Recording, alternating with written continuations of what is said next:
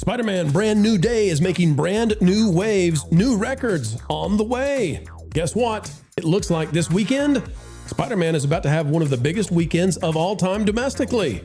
And it's not its first weekend either. So, will the Odyssey be able to survive? The stats, the predictions, just might surprise you.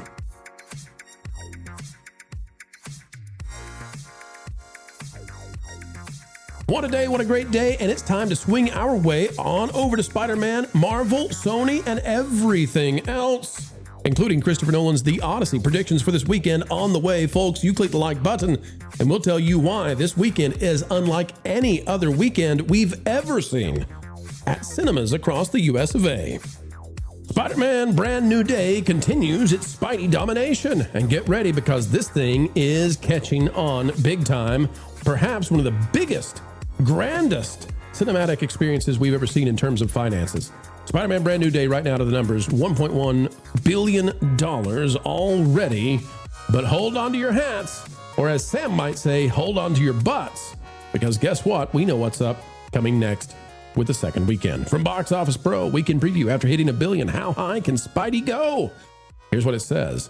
They're forecasting that Spider-Man Brand New Day for the second weekend has a range of $150 to $160 million, which I'm pretty sure, Vash, I'm pretty sure that would be good enough for the third best after Spider-Man, had its weekend and the Odyssey. This would be the third best weekend as the second weekend of the year for any movie. That's insane. Yeah, that's absolutely incredible right here to make dang near $1 billion on its first weekend worldwide is absolutely massive. Without IMAX, without a lot of the PLF support that we talk about so frequently and that the media says, oh, it's a must-have. Well, Spider-Man definitely broke that mold for sure, and it will be getting an IMAX release very, very shortly. So obviously that will help those numbers significantly, I'm sure. But to get close to 50% with such an bombastic opening is absolutely phenomenal. A cinema score, so we can expect that the retention will be high, which is abnormal for Marvel films, right? They're usually so front-loaded, but I think this one has really strong legs, perhaps 8 legs, which is going to be very, very interesting. We hope Peter Parker doesn't have 8 legs. That's going to be a real dating problem with MJ. Here's what it says. What can you say about the biggest domestic debut of all time? $360 million on the weekend, and before you got the Mondays, leading the biggest overall box office weekend in history at 436. That just about says it all for Spider-Man Brand New Day, which came riding in on a white horse during a low ebb for the Marvel Cinematic Universe, and not from Disney either. Injecting new life into the nearly 2-decade-old franchise while also soft launching the X-Men initiative at the studio. And again, let us remind you that the director comes out and says, hey, by the way, this was all us. This wasn't Kevin Feige. This wasn't Disney. We picked Jean Grey. We introduced Jean Grey this way. And we picked Sadie Sink. This is us. And Disney promptly, canceled his show on Disney+. So there's something going on here. There's a rift, I would say. But take a look at this from OMB Reviews. Our good friend Odin out there says, just when things looked good for Spider-Man Brand New Day, the projections for its second weekend dropped, and it's about to get even better. Projected across $600 million domestically after just 2 weekends. $1 billion domestic run is on the table. And at this point, globally, not only is $2 billion essentially guaranteed, but reaching $2.5 billion is now likely. Still a long way to go, but Sony's about to make so much profit from this film. Oh, yes. I mean, easily $1 billion in profit. We can see right here. But there's something strange. Culture, I'd like you to weigh in on this if you can. Right. Culture, the odd thing here is Spider-Man is going to get a bunch of IMAX showings this coming weekend. And the Odyssey is essentially an IMAX film. So nobody wants to see the Odyssey on a standard theater screen. And yet they are projecting the Odyssey is only going to drop 28% from third weekend to fourth weekend. That to me seems crazy. But if that's true, I have to reconfigure how I think about the Odyssey because I don't understand that. Can you help us understand what the heck is going on if the Odyssey has a 28% drop while Spider-Man takes its IMAX away? Well, I think that idea is insane. I think that if you take a look at it, there's only going to be 41 screens left this weekend across the globe that'll be able to show the 70 millimeter projection for IMAX. The digital IMAX screens will be dominated by Spider-Man, which is actually shot for a larger format. Maybe not IMAX exactly, but at least a high resolution laser 4K projection.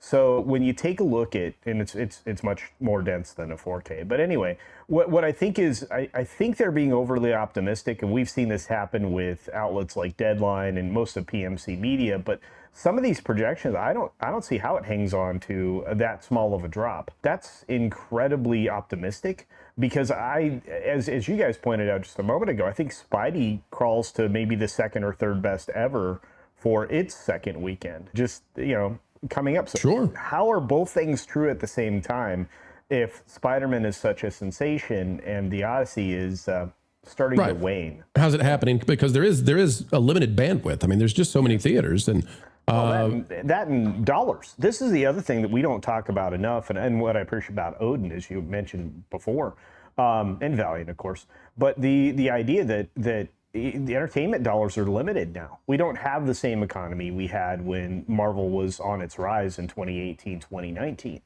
So entertainment dollars are limited. There are fewer patrons going to entertainment venues, whatever they happen to be. That includes, concert venues. Think about the fact that a lot of concerts have been canceled for lack of, ticket purchases. So because of that, you can look at the larger picture and go, people are going to choose where they spend their money. And if it's a 4-quadrant film like Spider-Man is versus the Odyssey, which is certainly not, I think everybody's going to, put money more heavily on Spider-Man than they are on Odyssey, which, like I said, I don't think that their prediction of retention is anywhere close to accurate. I think it's finally going to have its fall off, as you predicted it would have last week. I think this will be the week it has a more significant fall off than retention. So. Maybe. I don't want to get in a fight with Sean Robbins. He's doing the investigation of the pre-sale tickets and all that kind of thing. This 28% drop, if he's right on this, I mean, it just defies the logic that I understand, and that's okay. It's okay. Like we've got our track record. I know what it is.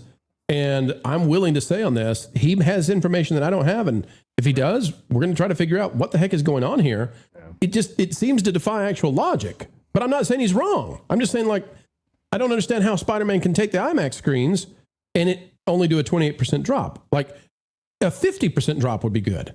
So a 28% drop is insane. In Pro, it's not just the IMAX screens. I don't think, Vash. I think it also includes all the other PLF formats that are out there. I mean, you guys know this. They added auditoriums from the original release. You remember the Wednesday and Thursday previews we got, where it was 3,847 screens to start with, and now it's 4,400 plus. So they added auditoriums and they added screenings and they added opportunities to see the film. So, that's why we got such a large opening with Spider-Man. We also, again, it's not like those theaters are going to go away. Spider-Man's going to retain their theaters plus gain the IMAX screens. So, well, here's what I'm thinking about, right? So they've dropped the screens for the Odyssey. Yeah. If it's only going to get a 28% drop, why would they remove any screens from it? Why wouldn't they just be like, okay, Minions and Monsters, we're cutting your screen so that we can keep both of these films, at the maximum showings possible. That's the thing that I don't understand. The theaters are not acting like the Odyssey is doing what it's doing and what it's being predicted to do. I'm not trying to suggest any kind of conspiracy or anything like that. I'm not out there in La La Land. I'm just saying, what a strange film. What a super strange film doing super strange things. It's bizarre to me. Vash, go ahead. And by the way, not breaking even yet, if you can believe it. I don't know if I have those numbers on the screen that I can show. I don't. But the Odyssey needs $1 billion to break even because of this crazy Christopher Nolan contract. Mm-hmm. What a weird film. Yeah.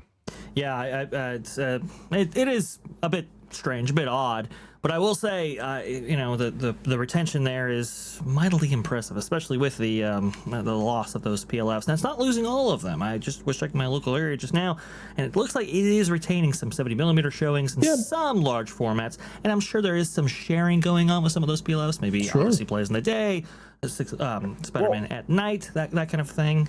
And Yeah, there might be some of that. Well, go ahead, please.